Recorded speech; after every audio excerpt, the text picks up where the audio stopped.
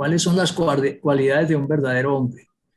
Bueno, aquí hay tres, que es inteligencia, que sea una persona buena, y una que de pronto nos llama la atención, que sea guapo, ¿cierto? Pero ¿será esas solo tres o habrá muchas otras? ¿Ustedes qué creen que otras cualidades pueden haber en otras personas? Honestidad, Sí, muy bien. responsabilidad. Sí, qué bueno. ¿Qué más? A ver, ¿quién más pueden abrir los micrófonos y participar? ¿Qué otras cualidades? Que sea íntegro. Íntegro, Servicio. servicial. Que sea diligente. Comprometido, Sincero, dijo Olver, muy sincero. bien. Sincero. Sincero. Temor de Eso. Dios. Que haya temor de Dios, muy bien. Que sea diligente. Que sea diligente. Ah, no, pues ya. Muy bien. Entonces. Disciplinado. Está perfecto. Uy, muy bien, muy bien. Prudente. Prudente, muy bien. Entonces, cariñoso. la pregunta que siempre creativo, gracias Nelson. La pregunta que nos hacemos es ¿qué es un hombre de verdad? ¿Qué es un hombre de verdad? ¿Cierto? Y eso nace de lo que dice Proverbios 26, la palabra de Dios. Dice, muchos hombres proclaman cada uno su propia bondad. ¿Cierto? Mansur está grabando el mensaje. Mansur. Sí, señor. Bueno, entonces dice Proverbios 26, muchos hombres proclaman cada uno su propia bondad, pero hombre de verdad, ¿quién lo hallará? Entonces, acabamos de mencionar una cantidad de cualidades, pero la palabra de Dios dice, ¿quién hallará un hombre de verdad? La gran preocupación que hay en la palabra de Dios es ¿quién es ese hombre de verdad? Entonces, lo primero que nos preguntamos después de leer este Proverbios es ¿cómo es ese hombre? ¿Cómo es hombre? En otras palabras, ¿qué cualidades lo definen? Bueno, ustedes mencionaron casi la totalidad de lo que vamos a tratar esta noche y creo que mencionar otras muy importantes que la idea no es pronunciarlas todas, pero me pareció valioso e importante sus comentarios. Lo que dice el texto aquí dice es que hoy día cada cual afirma ser bueno, ser guapo, ser inteligente y leal. Sin embargo, a veces los hechos contrastan radicalmente con las cualidades profesadas o que se deberían demostrar. Lo que está queriendo decir el material es que del dicho al hecho hay mucho trecho. Todas estas cualidades que ustedes mencionaron son claves, son importantes. Ahora, esas cualidades nos definen a nosotros. Nosotros somos congruentes, somos consecuentes, porque la palabra de Dios lo que trata es de motivarnos y desafiarnos a marcar la diferencia, a no ser como los demás hombres, sin Cristo, sin Dios, sin temor, sino más bien a realmente a comprometernos. Ahora, no es fácil ser un hombre de verdad. Hasta los más consagrados pueden desviarse. En la Biblia encontramos a un David, a un Salomón, a un Sansón, ¿cierto? A muchos que aún siendo traídos por voluntad de Dios, ungidos con el Espíritu Santo, en un momento de su vida se desviaron. Ahora, dejar de ser lo que éramos con la invitación que Dios nos hace en su palabra de un cambio, de una transformación, no es fácil. Y más cuando inclusive grandes pastores cristianos, evangélicos, en todo el mundo también se han desviado. Entonces, es bueno, ¿cierto? Poseer tal inspiración, pero con sinceridad de corazón. ¿Y qué es lo que debemos buscar? Obtener la gracia de Dios. Es lo único que tenemos, que Dios se compadezca de nosotros, que Dios nos mire con otros ojos, y eso es posible cuando le damos la oportunidad a su Hijo Jesucristo de entrar en nuestros corazones, para que Dios nos vea como realmente debemos vernos en Cristo Jesús. Y solo eso nos va a permitir caminar con la frente en alto como hombres de verdad. Solo la gracia que divina. Entonces viene la gran pregunta. ¿Quién lo hallará? ¿Quién lo hallará? ¿Cierto? Es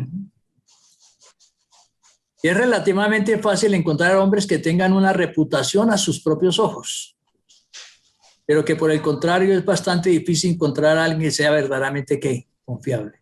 Hombres hay muchos, pero la Biblia dice, ¿quién lo hallará? Un hombre de verdad, ¿quién lo hallará? ¿Será que cuando Dios venga podrá encontrar en nosotros esas cualidades de hombres de verdad? Usted escucha por todos los medios, y más nosotros los hombres que nos gusta competir con otros hombres, y por el reloj más grande que tenemos, o por el carro, o por el sueldo, o por las propiedades, o por los diplomas. Entonces, ante nuestros propios ojos, pues nosotros, ¿cómo nos vemos? Ultra, ¿cierto? Excelsos, los que la última Coca-Cola del desierto.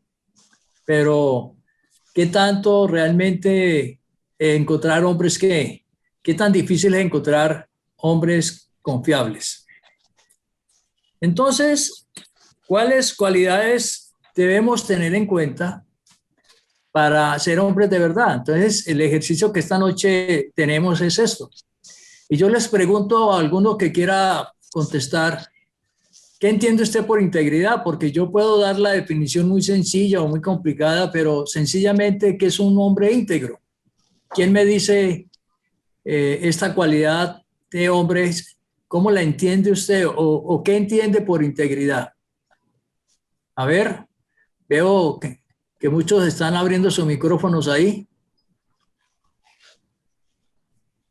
A ver, ¿qué entiende por integridad? Felipe, que fue el que dijo íntegro. Integridad es que uno es... El pastor de Piedecuesta. Uno es está. ¿Sí me están escuchando? Sí. ¿Aló? ¿Sí? Sí, ahí se escucha. Sí. Se le escucha claro.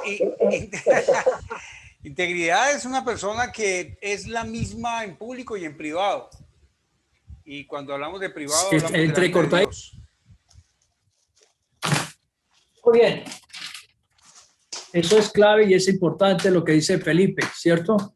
Entonces, es una persona que es la misma en todo lugar, en todo tiempo, ¿cierto? Para mantener ¿qué? Su integridad. Es una persona completa, se dice, ¿no? Permíteme, yo trato de asegurar aquí mejor el internet para que no tengamos ningún inconveniente. El problema es encontrar el hueco. Aquí está.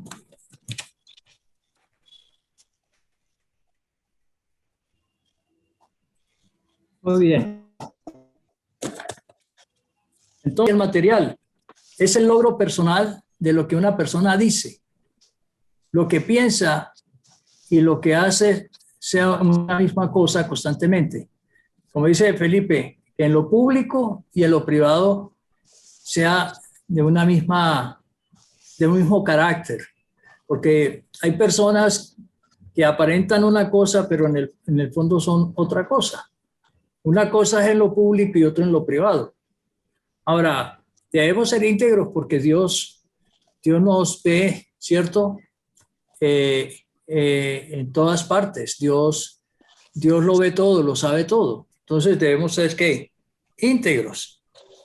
Ahora, ser íntegros en estos tiempos no es fácil, pero como tampoco lo era en la antigüedad. Es por eso que la Biblia habla constantemente de la integridad como una apreciada cualidad a obtener y mantener.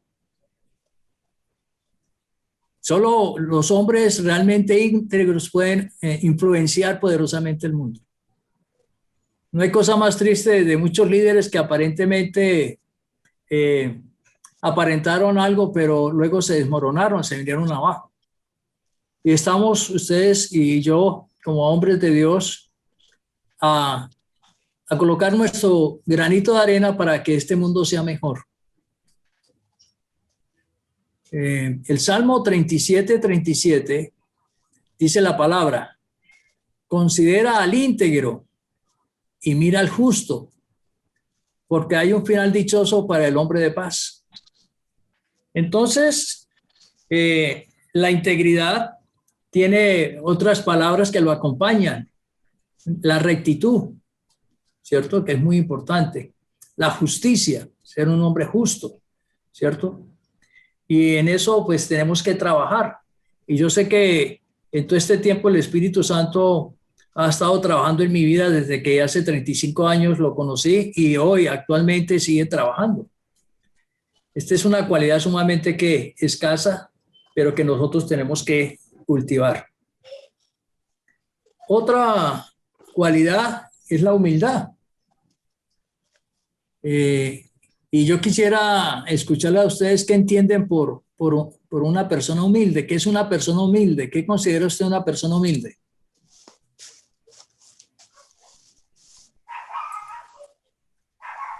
A ver, ¿quién dice más?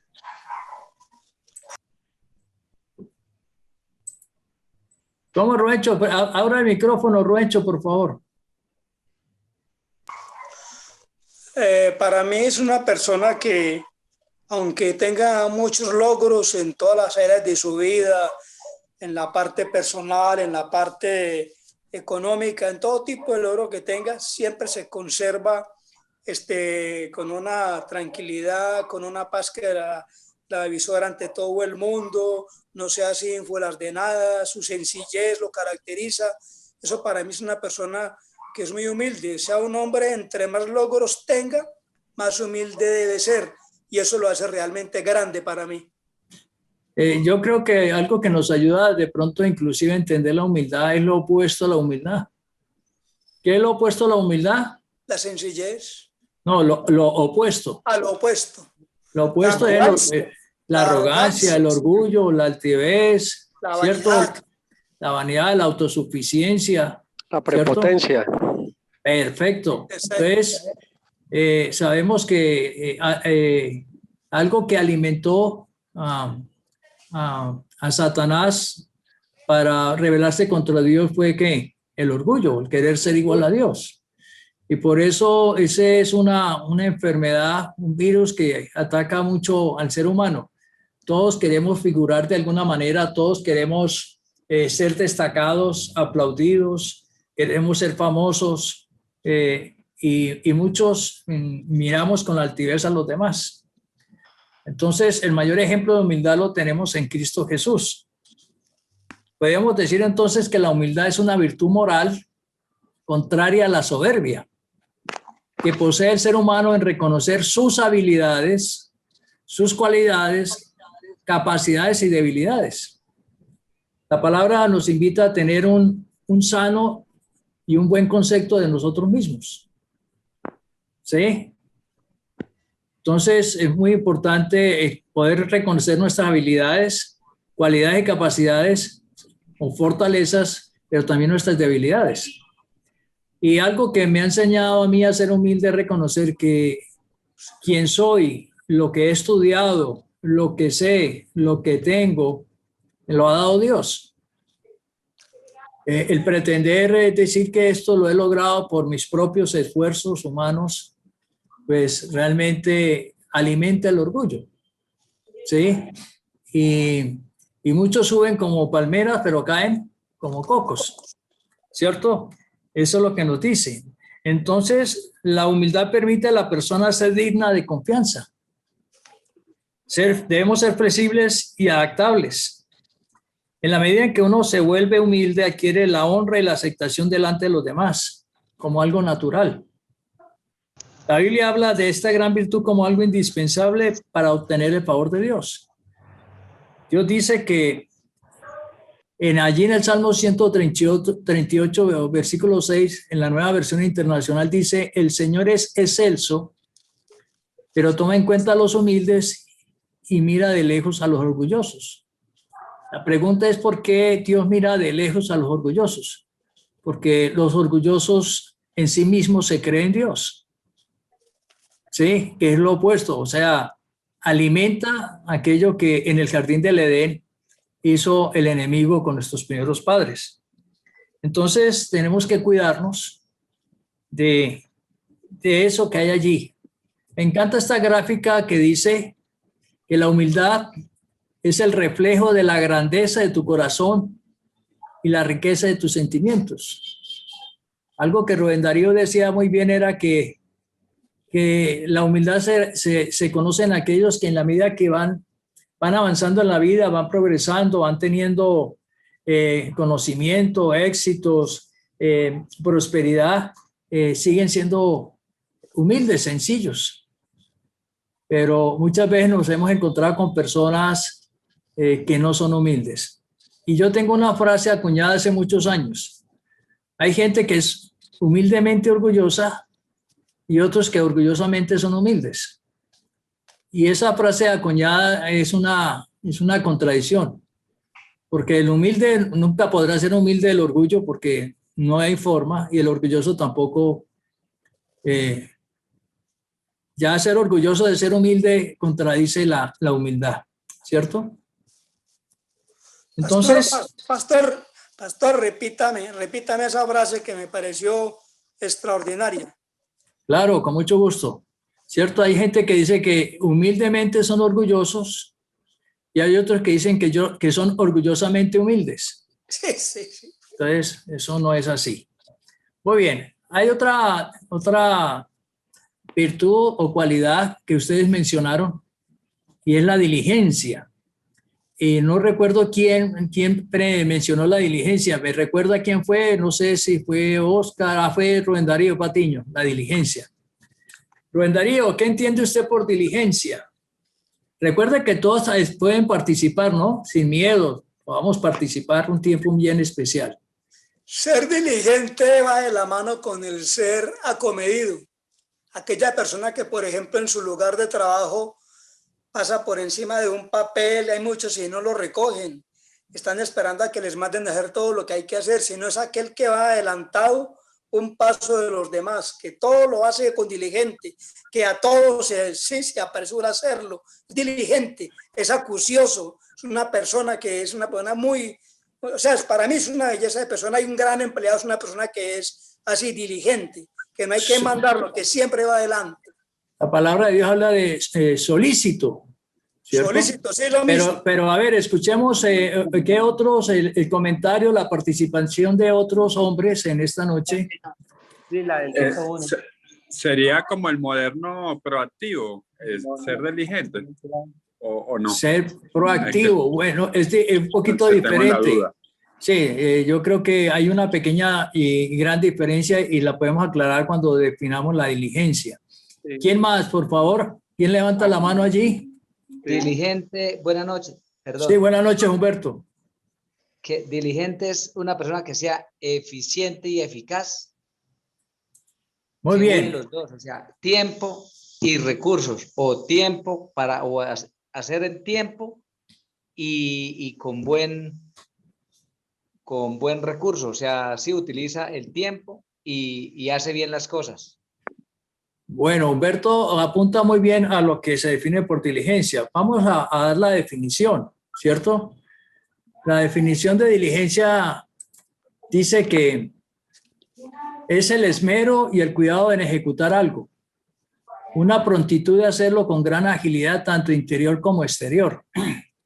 Entonces, la diligencia, como dice Humberto, está acompañada de dos frases: eficiencia y eficacia. Eficiencia tiene que ver con la calidad de lo que hacemos y la eficacia con la agilidad con que lo hacemos. Yo siempre pongo un ejemplo muy sencillo que a todos nos ha pasado y es un carpintero al cual usted le manda a hacer una puerta y la puerta lleva sus adornos, lleva sus, ¿cierto? Sus cosas, ¿sí? Entonces es muy importante en eso que se la haga en un mes. Usted necesita esa puerta bien elaborada con todos los adornos, pero en 30 días. Pero sucede que el carpintero lo llama a los 20 días y le dice que le tiene lista la puerta. Ahí podríamos decir que fue eficaz porque la hizo mucho antes de lo que se le pidió. Pero cuando usted llega a ver la puerta, la puerta no tiene nada que ver con lo que usted le pidió. No están los adornos, no está nada. Entonces, uno podría decir que esa persona fue diligente porque la hizo antes, pero no la hizo como queríamos. Y está el otro contrario. El hombre, usted la quería a los 30 días y se la entregó fue a los 60 días. Sí, la puerta está exactamente hermosa con todos los adornos. Pero es que usted no la necesitaba a los 60 días, la necesitaba era ¿qué? A los 30 días. Por eso es que tanto la prontitud para hacer las cosas como la calidad con que hacemos las cosas es lo que marca la diligencia.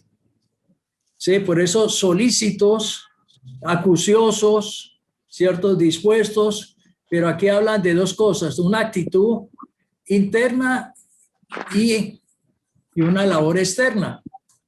Entonces podemos ejecutar muchas cosas, pero ¿con qué actitud le estamos haciendo? Estamos entregados para que sea bien, para que se hagan bien las cosas. Entonces el proverbio aquí dice que el diligente realmente adquiere abundancia. Aquel que hace las cosas bien en el tiempo que se le pide, pues va a prosperar, va a salir adelante, va a ser reconocido, va a ser ascendido. Como decía Rubén Darío, esa persona es un buen ¿qué? Es un buen trabajador, ¿cierto? Es un buen empleado. ¿Por qué? Porque no solo está dispuesto a hacer las cosas, sino que inclusive hace la milla adicional, hace las cosas mejor de lo que nosotros ¿qué? Esperábamos. Y es importante. Y eso mismo decía el sabio Salomón en Proverbios 21:5. Dice, los pensamientos, escúchese muy bien, los pensamientos del diligente ciertamente tienden a la abundancia. Y está el contraste, mas todo el que se apresura alocadamente, de cierto va a pobreza. ¿Cierto? Como alguien decía, siempre nos quejamos de que no tenemos tiempo para hacer las cosas, pero terminamos gastando tiempo en repetir las cosas malas que hemos hecho. Entonces mucha gente termina haciendo las cosas como por impresionar a los demás alocadamente y las hace mal y tienen que repetirla, ¿cierto? La famosa frase de no sé si de Napoleón, que decía, vístame despacio que tengo prisa. O sea, vístame de tal manera que lo haga bien para que no tener que volver a hacerlo. Entonces, la diligencia es la cualidad que hace eficiente a un hombre de verdad. Es la razón por la cual dicho hombre es confiable y es eficaz en cualquiera que fuese su labor. Ahí está la clave, la diligencia. Muy bien. Preguntas hasta aquí, por favor. ¿Tienen alguna pregunta? Si usted tiene alguna pregunta, por favor, ¿cierto? Usted, pues, la hace abiertamente, levanta la mano o abre el micrófono. Vamos a pasar a otra cualidad que es importante y que de las que ustedes mencionaron, ninguno mencionó, y es la paciencia. La paciencia. Y aunque pensamos que todos conocemos y definimos qué es la paciencia, me gustaría conocer de parte de ustedes el concepto que usted tiene de la paciencia. ¿Qué entiende usted por una persona paciente? A ver, abrimos el micrófono. La participación para todos. A ver, ¿quién da más? ¿Quién dijo? Paciencia. Aquel que espera, aquel que no se arrebata a decir una palabra, a hacer un hecho, una actitud, sino que se refrena, ¿no? Aquel que acepta las cosas de los demás. Muy bien, está muy acertada la definición que Nelson Flores nos hace. ¿Alguien quiere agregar más? Fíjense que estamos hablando de cualidades que supuestamente conocemos, pero cuando ya entramos a definirlas, a ver, Rubén Darío. Como dice la palabra de Dios en el Salmo 40, pacientemente esperé en Jehová y Él se inclinó hacia mí. Eso es muy bello. Para mí es una de las cualidades más bellas del hombre, la paciencia. Aquel que sabe esperar, que no se desenfrena ante nada, ante cualquier circunstancia, por difícil que sea, sino que en vez de actuar con rapidez, con impaciencia, primero va y ora ante el Señor y espera ahí pacientemente la respuesta del Señor. Muy bien, vamos a ver la definición, ¿cierto? La definición dice lo siguiente: consiste en la actitud del ser humano para poder soportar contratiempos y dificultades mientras busca la adquisición de algún bien. Ya sabemos que la paciencia, como lo decía Nelson Flores, va muy unido al tiempo. Nosotros pensábamos hacer algo en un tiempo, ir a hacer una vuelta al banco, ir a hacer la vuelta al supermercado, llevar los hijos al colegio, bueno, todas las actividades, pero las cosas no salieron como esperamos. Íbamos de viaje por la carretera y sucede que hubo un derrumbe, ¿cierto? Las cosas cambiaron. Entonces, lo que estamos viendo en este tiempo, lo que más sufre la gente es de impaciencia. La gente no es capaz de soportar los contratiempos y las dificultades. Se sale de la ropa porque las cosas no salieron como él quería, ni se dieron en el tiempo que él quería, ni vinieron como realmente él esperaba. Yo tengo una experiencia. Yo era una persona sumamente impaciente y por mi temperamento perfeccionista quería que todo saliera bien, y cuando las cosas no salían como yo quería, me salía de la ropa y me volvía agresivo, afectaba la vida de otros. Y algo que me ha enseñado la palabra de Dios es a ser paciente. Es más, yo me di cuenta que era más paciente con los de afuera que con los de mi casa. Entonces, con los de afuera, como que uno permite que lleguen tarde, permiten muchas cosas, que el trabajo no se lo hagan como usted quiso, ¿cierto? Y usted tiene paciencia, pero en la casa somos impacientes. Entonces, esta es una cualidad muy requerida, puesto que en la vida, por lo general, nada que valga la pena será instantáneo. Requiere de esfuerzo, perseverancia y paciencia. Algo que tiene que ir de la mano con la paciencia es que seamos flexibles, que las cosas se llevaron más tiempo de lo que habíamos pensado que fueran, que no llegó el pedido, que nos toca ir otra vez. Hay gente que por la impaciencia no disfrutan un viaje, siempre están pensando en otras cosas. El Señor Jesús afirma en la Biblia que la paciencia nos dará la fuerza para soportar las dificultades en la vida. Y es esta misma cualidad lo que nos va a permitir mantenernos en la fe hasta alcanzar la salvación de nuestra alma. ¿Cierto? Por eso Rubén Darío decía, pacientemente espere a que va. Pero eso dice el Salmo. Pero ¿cuántas cosas le ha pedido a usted a Dios y Dios lleva años sin responder? Y hay gente que se impacienta. Y en estos tiempos tan difíciles, pues la gente se vuelve agresiva, ¿no? Todo el mundo quiere brincarse el orden de la vacuna, quiere que lo atiendan primero y se pone bravo cuando ve una cola muy grande. Entonces, el Señor Jesucristo decía, ¿cierto?, que esta gráfica habla de el poder de ser paciente es una llave al éxito. Increíble, pero eso es cierto. Y el Señor Jesús decía, con vuestra paciencia ganaréis vuestras almas. Con vuestra paciencia, ¿cierto? Aprendiendo a ser pacientes, calmados, mesurados, entendiendo las adversidades, los inconvenientes, los imprevistos que se puedan presentar y que se van a presentar a diario. Otra cualidad importante de un hombre de verdad es la templanza.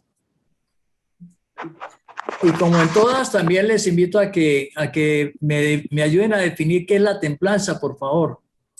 ¿Qué es la templanza? A ver, ¿qué entendemos por templanza? ¿Dónde están los que me están colaborando esta noche? Los que están participando. Allá está Nelson Niño. Buenas noches, dígame. Buenas noches a todos. Dios los bendiga a todos. Buenas noches. Yo pienso que la templanza es como el carácter de nosotros, los hombres, de que tomamos las decisiones de algo que tenemos que ponerle carácter a esa decisión y como el mando del hogar, de la cabeza del hogar. Bueno, entonces... Hay un equilibrio con la mujer y el otro. Se respeta la decisión de uno, que pienso que es el mando, quiere decir eso.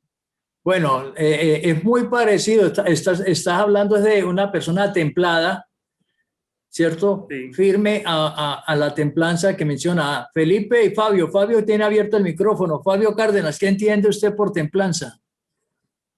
Pues templanza, yo entiendo una persona que es firme, que no cambia sus principios, que está seguro de lo que hace. Bueno, Felipe. Pues yo creo que templanza es, primero que todo, es una cualidad del ser humano, ¿cierto? Y es una cualidad que lo induce a ser cauteloso, a considerarse justo y sobrio. O sea, templanza es ser cauteloso, ser justo y ser sobrio. O sea, en otras palabras, ser moderado. Es la persona que no se deja llevar por las cosas que no le hacen bien. Muy bien. El doctor Jairo Galindo tiene abierto el micrófono. ¿Quiere comentar algo acerca de la templanza? No, yo quería sobre la paciencia. Sí, señor. Cuéntenos. No, sí, que la paciencia va unida de la mano con la tranquilidad de las personas, ¿no? La tolerancia. Que una persona tranquila pues, puede hacer las cosas muy bien, ¿no? En cambio, una persona arrebatada, pues, no hace las cosas, es impaciente para todo, ¿no? Muy bien, gracias. Vamos a ver la definición que tenemos aquí de templanza, a ver qué opinan ustedes. La templanza es una virtud que recomienda moderación en la atracción de los placeres y procura el equilibrio en el uso de las cosas creadas. Felipe muy bien lo decía ahora, ¿no? ¿Cierto? Que es tener el control, el dominio. Por eso templanza es igual a dominio propio. Es la capacidad de gobernarse uno mismo. Entonces se habla de mesura, de no descontrolarse, no salirse de la ropa. El ejemplo más grande que tenemos en la Biblia de templanza es Moisés.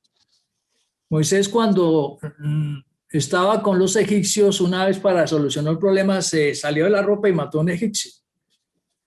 Pero cuando ya 40 años después, a los 80 años, en el desierto Dios le pide que dirija al pueblo de Israel. Entonces hubo muchas rebeldías, pero Moisés no se salió de ¿qué? De la ropa. Entonces la templanza asegura el dominio de la voluntad sobre los instintos y mantiene los deseos de los límites de la honestidad. En un sentido más amplio, muchas veces lo definen como sinónimo de moderación, sobriedad y continencia. Es la capacidad que usted tiene de no dejar que sus emociones se descontrolen. Por eso el dominio propio es un atributo que Dios nos dejó a través del Espíritu Santo. Allí en Gálatas 5, 22, 26 dice, pero el fruto del Espíritu es amor, gozo, paz, paciencia, benignidad, bondad, fe, mansedumbre, templanza. Contra tales cosas no hay ley. Fíjense que aquí está, cierto, muchas de las cualidades que nosotros debemos reflejar. Yo estoy mencionando otras, pero aquí está el amor, el gozo, la paz, la benignidad, la bondad, la fe, la persona mansa y la persona que tiene capacidad de gobierno, de gobernarse a sí mismo. Entonces, por eso muchos de pronto la confunden con el carácter fuerte, firme, una persona templada. No, la templanza tiene que ver con la capacidad de gobernarse a sí mismo. No sé si alguien tiene un aporte o alguna inquietud para esta cualidad que es tan importante, pero que a veces no se entiende muy bien. Pero con esta gráfica, templanza igual a dominio propio, y dominio es gobierno, gobernarse a sí mismo, nos permite entonces tener más claridad. No sé si hay alguien que tenga alguna pregunta, alguna inquietud acerca de la templanza. Un ejemplo sencillo. A ver. Cuando, antes de conocer del Señor, sí, tenía dificultad con las compras, era un comprador compulsivo. Ajá. Y salía de recibir mi quincena, mi sueldo, y inmediatamente lo consumía pues todo, porque era muy impulsivo. Pero a través del tiempo y la formación que Dios me ha dado, y poder desarrollar esta virtud del Espíritu Santo, he podido tener el control sobre esa parte, porque también tiene que ver con eso, ¿no? No es solamente que uno tenga el dominio propio para no salirse de la ropa en una situación, sino también poder manejarlo en las diferentes áreas. Sí, aquí hablan de la atracción de los placeres, ¿cierto? Hay gente que no es templado, no tiene dominio propio sobre la pornografía, o sobre el licor, o sobre la mentira, o sobre muchas cosas, ¿cierto? Entonces, el ejemplo el testimonio que nos comparte Mansur también nos ayuda a entender lo que se quiere decir con la templanza, ¿cierto? Muy bien. Gracias, Mansur. Seguimos. La honestidad que ustedes la mencionaron, una de las cualidades. Y Filipenses 4:8, el apóstol Pablo decía, por los demás, hermanos, todo lo que es verdadero, todo lo honesto, todo lo justo, todo lo puro, todo lo amable, todo lo que es de buen nombre, si hay virtud alguna, si hay algo digno de alabanza, en esto pensar. Entonces, la honestidad es sumamente importante, clave. Y lo primero que tenemos que ser honestos es primeramente con Dios, porque pues con Dios pues no hay manera de engañarlo porque lo ve todo. Pero debemos ser honestos, ¿cierto? Con la familia, con la esposa, con los hijos. ¿Cierto? Que seamos sinceros, como decía mi cuñado, que generemos confianza. No hay cosa que afecte más la credibilidad de un hombre, de una persona, cuando esta cualidad no está en él. Está todo lo contrario, está más bien, es tramposo, es mentiroso, chanchullero. Entonces son personas que no son dignas de confianza. Y cuando se pierde la credibilidad, pues afecta a todo. Entonces es difícil. Tenemos que ser honestos con Dios, como decíamos ahora. Y como Dios nos conoce mejor que nadie, pues Él nos da la oportunidad para presentarle nuestras áreas de conflicto. Yo he conocido en mi larga carrera como consejero, ayudando a muchos hombres a ser libres de la esclavitud de las mentiras o vivir de apariencias, ¿cierto? Entonces, Dios lo único que espera es que nosotros reconozcamos que no somos tan honestos, ¿cierto? Yo en mis oraciones siempre incluyo eso, ¿no? Señor, yo renuncio a toda mentira, engaño, hipocresía, falsedad. Señor, si por algún motivo, bajo alguna circunstancia, de manera consciente o inconsciente, dije algo que realmente no era, te pido perdón. Porque yo necesito reconocer, ¿cierto? Que en algún momento, como decía el Chavo, sin querer queriendo, terminamos diciendo cosas que no son. Y le fallamos a Dios. Entonces, qué bueno arrepentirnos. Me gustó esta frase. Dice, hay que ser honestos y reconocer cuando uno es corrupto, cuando realmente uno es tramposo, cuando realmente uno no es honesto, no es sincero. Y esa es una esclavitud, porque inclusive la palabra de Dios dice que el diablo es el padre de todo mentiroso, ¿cierto? Y él sí promueve y patrocina la mentira. Y algunas personas se han vuelto tan deshonestas, tan mentirosas, que que hasta ellos mismos se creen sus propias mentiras. Y la justifican en que todo el mundo es deshonesto y que todo el mundo entonces tenemos que hacer de esa manera. No, nosotros como hombres de verdad, hombres de Dios, tenemos que marcar la diferencia y seguir el ejemplo de nuestro Señor Jesucristo, que nos dio ejemplo de ser una persona de verdad. Él dice, yo soy la verdad, ¿cierto? En él no había ninguna ápice de mentira, de engaño o de falsedad.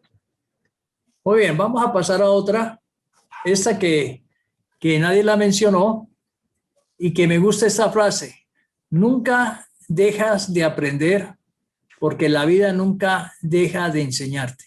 Escuche eso. Uno nunca debe dejar de ¿qué? De aprender. Uno pensaría que ya uno pensionado, jubilado, que ya uno ha hecho ya todas las especializaciones en su área profesional o oficio, o porque usted tiene 20, 30, 40, 50 años de experiencia en un trabajo, usted ya se las sabe todas.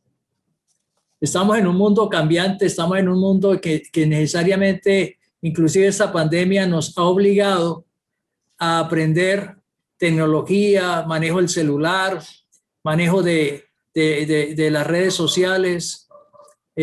Ahorita por medios virtuales se ofrecen toda clase de cursos, de habilidades, de todo. Que Dios nos guarde de la autosuficiencia, ¿no? De pensar que nosotros no necesitamos el consejo de los demás. Tenemos que renunciar a ese orgullo, a esa autosuficiencia y más bien aprender a oír, ¿cierto? Y yo he aprendido algo que desde muy niño me enseñaron mis padres. Aún las personas más humildes, los trabajadores más sencillos y más humildes, aún los campesinos más humildes, ¿cierto? Tienen mucho a uno para enseñarle. Es más, cuando yo ejercía mi ingeniería eléctrica como ingeniero, algo que yo aprendí era que yo respetaba mucho a mis trabajadores porque ellos siempre me enseñaban, me ayudaron a crecer profesionalmente. Entonces debemos renunciar a la actitud de creer que lo sabemos todo. Ese es otro engaño del enemigo. Esa es como una característica del autosuficiente. Y solo es posible cuando renovamos la mente. El apóstol Pablo les motivaba a los cristianos en Roma para que se dejaran, no se conformaran con este mundo, sino que se transformaran, que renovaran su mente. Y la mejor manera de hacerlo es estudiando la palabra de Dios. Y eso nos lleva a adoptar nuevos paradigmas, a abrirnos a nuevos espacios, a nuevas maneras. Ahora, Sergio mencionaba eso de la palabra proactiva, ¿cierto? Ser proactivos tiene que ver con ser enseñables, en descubrir muchas maneras diferentes de hacer las cosas. Quisiera escuchar de parte de ustedes si alguien tiene alguna experiencia acerca de esta cualidad que es tan importante, ser enseñable, tener un espíritu enseñable. ¿Hay alguien que nos quiera compartir algo? Pastor, yo. Sergio, dinos. Yo tenía un profesor muy, muy bueno, que él escribió muchos libros, y él siempre decía, el momento en el que dejamos de estudiar, empezamos a decaer como profesionales. Y era alguien que en su momento era para nosotros quien más sabía de su área, que era solidificación y fundición, y él nunca paraba de estudiar. Ahorita debe tener como 80 años, y cuando hablamos, estoy escribiendo un libro, pero todavía estoy estudiando tal cosa. O sea, es una persona que se ha mantenido con eso y claro, es como que el ser enseñable y la humildad van como de la mano. Es reconocer, mira, yo sé algunas cosas, pero hay muchas que no sé, y entonces tengo que seguir aprendiendo, ¿no? Son como que se complementan, me parece a mí. O como decía el gran filósofo, solo sé que nada sé, ¿cierto? O sea, hay mucho todavía por aprender, y eso es clave y es importante. Gracias, Sergio. Entonces, otro aspecto importante, lo dice aquí Proverbios 20:18 en la Nueva Versión Internacional. Cuando uno es enseñable, cuando uno sigue el consejo de los demás, cuando uno no se cree el sabelotodo, entonces afirma tus planes con buenos consejos, entabla el combate con buena estrategia. Uno ve que en estas películas de equipos de soldados o de otros, ¿cierto? Es todo el concepto, el consejo de todos, el aporte de todos, ¿cierto? Y eso es clave. Entonces, que Dios nos dé un espíritu de humildad en reconocer que Dios nos quiere enseñar y nos quiere enseñar cada día más, ¿cierto? Y más de su palabra. Entonces, es importante esta cualidad porque nos ayuda inclusive a evitar el Alzheimer, porque la manera de que estemos aprendiendo algo, estamos ejercitando el cerebro y nuestras neuronas se mantienen activas y no se mueren. Gracias, Sergio. Bueno, esta cualidad sí la mencionaron, ser responsable. Creo que, si no estoy mal, fue Carlos Gómez, que dijo de ser responsable, o Oscar Ortiz, no sé cuál de los dos. Creo que fuimos los dos, pastor. Perfecto. Entonces, dice esta frase, ser responsable es responder por los actos, es asumir sus consecuencias y aprender de ellos. Escuche eso. Yo me hago responsable de mis propios actos y asumo las consecuencias de ellos. El sabio Salomón decía, tesoro precioso y aceite hay en la casa del sabio, mas el hombre insensato todo lo disipa. Cuando la gente no quiere hacerse responsable de su propia vida, ni de las cosas que se le confían, pues las cosas van a desaparecer, ¿cierto? Se van a disipar. Entonces, es un aspecto impensable de que como cualidad de hombres de verdad, que nos hagamos responsables de nuestras propias acciones, de nuestros pensamientos, de nuestro comportamiento, pero también de ser buenos administradores de todas las oportunidades que Dios nos da. Para ser una persona responsable se necesitan estas 4 cosas. Visión, saber para dónde se va. Valores, ¿qué valores van a guiar su camino? Prioridades, sabe cuáles son sus prioridades. Estrategias, sabe cuáles son las mejores para cada situación. Entonces, algo que vemos en este tiempo es que la gente no quiere asumir no quiere hacerse responsable de lo que sucede. Y más bien tenemos la tendencia desde el jardín del Edén a echarle la culpa a los demás. Eso le pasó a Adán cuando Dios lo buscó para ver qué había pasado. Y en última le dijo, no, es que la mujer que tú me diste. Y le preguntó a Eva y Eva dijo, no, pues la serpiente. Y desde allá tenemos la tendencia de no asumir la responsabilidad de nuestros actos, sino echarle el agua sucia a los demás y que otros carguen con el muerto. Entonces, Dios quiere que nosotros los hombres cristianos tengamos principios, tengamos valores, ¿cierto? Que rijan nuestra vida y que rindamos cuentas a Dios. De todo modo, la palabra dice que cada uno de nosotros dará cuenta a Dios de todas sus obras. Les guste o no nos guste, tendremos que rendirle cuentas a Dios. Bueno, otra cualidad que quiero compartir con ustedes es servicial. Y creo que esta la dijo el doctor Jairo Galindo, el servicio, ¿cierto? Y para nosotros ser serviciales, pues entender qué es el servicio. Entonces, sensibilizarse ante la necesidad de los demás y atender esa necesidad. Y para eso el ejemplo mayor de servicio lo tenemos en Cristo Jesús. Que él mismo dijo, no he venido a que me sirvan, sino he venido a ¿qué? A servir. Y acordémonos de esa enseñanza que le dejó a los apóstoles cuando llegó al aposento alto y sucede que nadie le lavó los pies, sino que él se tomó el tiempo de la toalla y la poncherita con agua y lavarle los pies a los demás. Y ahí dice, pues si yo, el Señor y Maestro, he lavado vuestros pies, vosotros también lavaron los pies los unos a los otros. porque ejemplo os he dado para que como yo os he hecho vosotros también que hagáis. Y no es lavarle los pies a los demás, porque ahorita en Semana Santa pues está ese rito. No, es ayudar a los demás. ¿Cierto? Rubén lo decía ahora, no, veo un papel en el piso, yo lo recojo, veo una silla mal acomodada, yo la acomodo. En estos tiempos, aquellos que estamos en la casa, pues estamos muy atentos en cómo colaborar a la esposa, que lavar, que trapear, que hasta planchar, bueno, todo lo que podamos hacer. Entonces, despojémonos de ese vicio de querer que nos sirvan los demás a nosotros.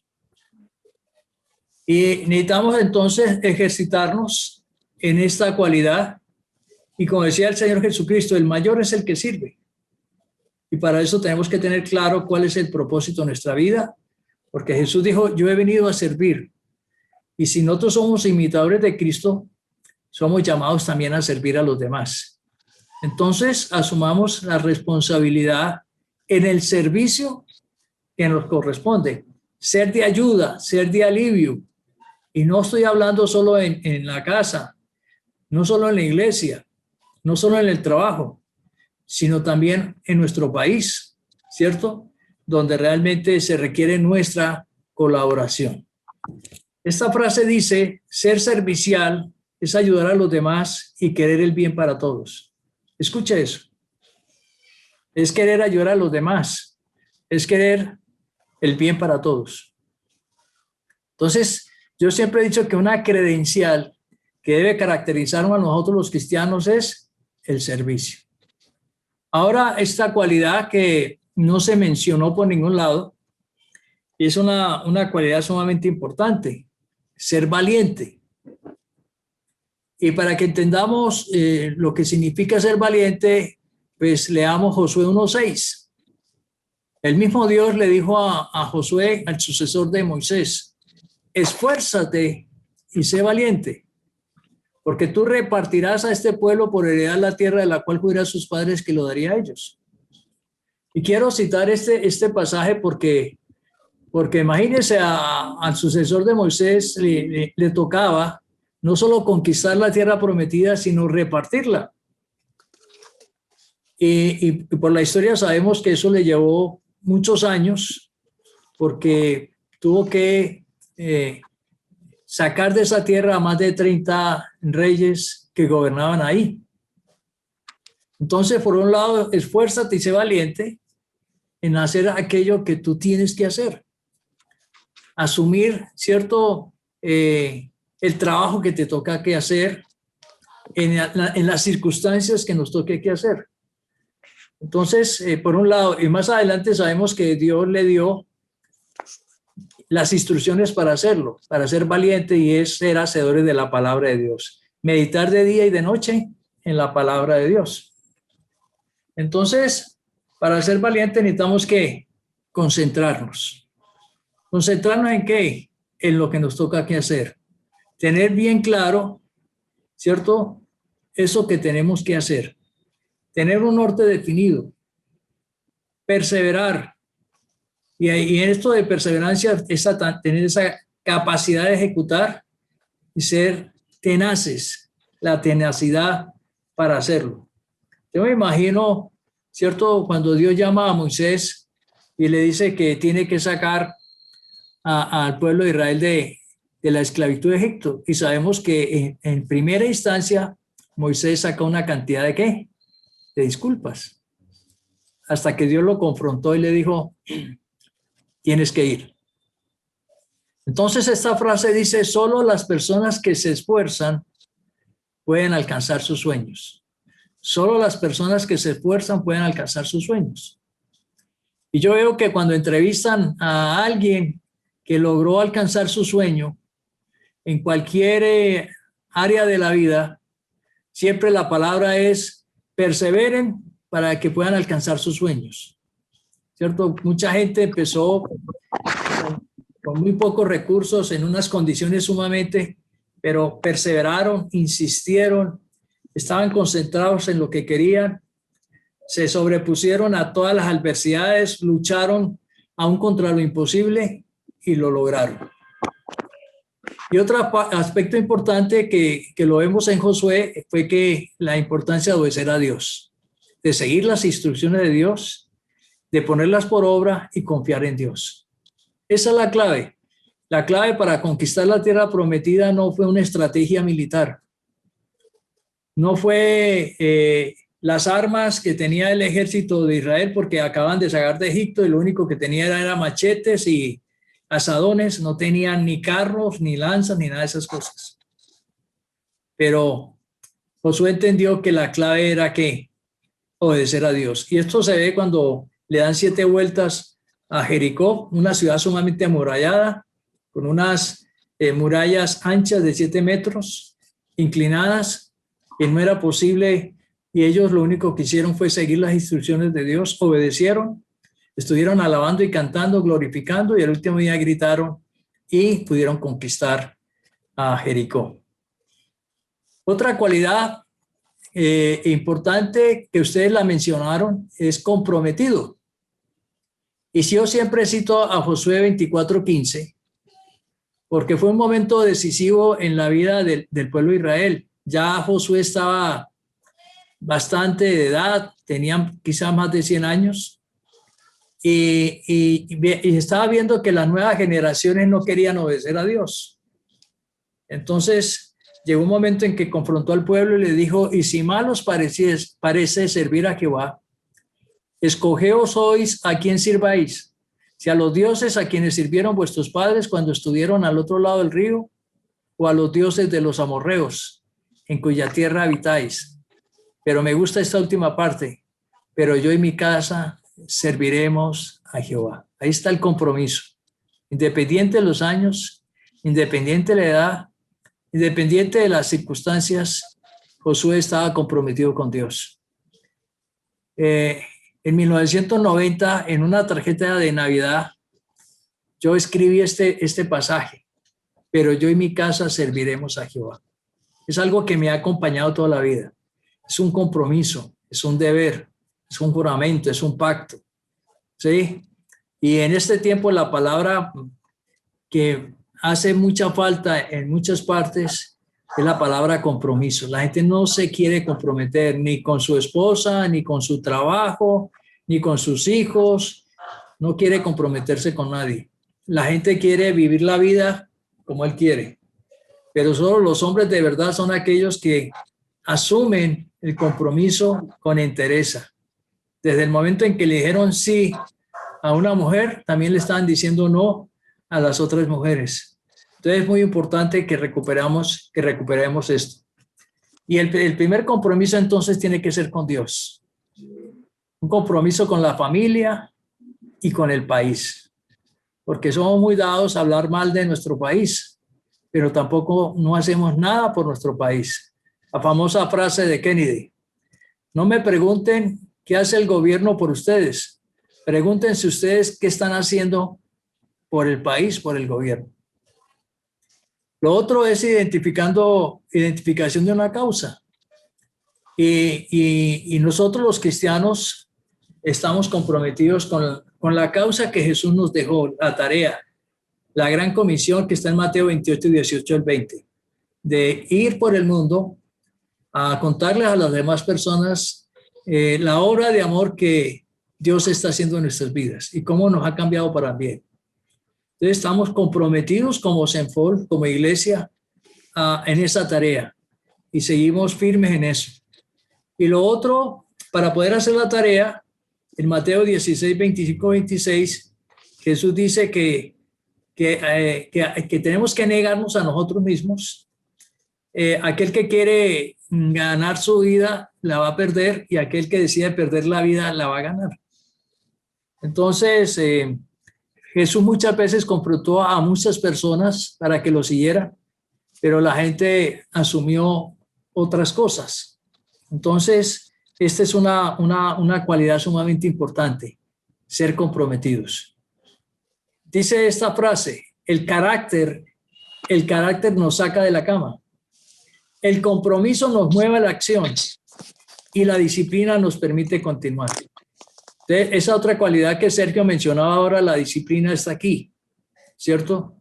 El carácter nos sacude, el compromiso nos mueve y la disciplina nos permite continuar. Y la última cualidad que quiero compartir con ustedes es esta: temeroso de Dios. Esta es la cualidad más importante que debe tener todo hombre de verdad. Por eso cuando Salomón en el proverbio dice, y hombre de verdad, ¿quién lo hallará? En otras palabras está diciendo ¿habrá temor de Dios en los hombres? Cuando los hombres no quieren, primero, reconocer a Dios en el temor reverente, pero tampoco no lo quieren reconocer, ¿cierto? En lo que es. Entonces, esta parte es importante, es definitiva. Vea, usted puede tener las otras cualidades que hemos mencionado y muchas más, pero si no hay temor de Dios, ahí no hay nada. Entonces es importante tener esto claro. Y uno de los ejemplos más claros de un hombre temeroso de Dios lo encontramos en Job. Y el mismo Dios, en sus propias palabras, dice que Job era un hombre temeroso de Dios, justo y recto. Entonces, dice que Job era un hombre sin culpa y recto, temeroso de Dios y apartado del mal. Cuando yo tengo a Dios presente como mi máxima prioridad y tengo que rendirle cuentas y lo que voy a hacer en mi diligencia lo voy a hacer para Dios y todos los otros ingredientes están ahí.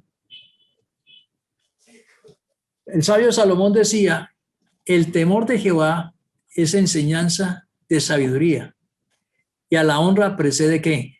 La humildad. Entonces, esto es muy importante. Un hombre de verdad tiene como prioridad crecer en el alma, mente, emociones y voluntad, crecer en el espíritu y crecer integralmente en el corazón, en todo lo que él es.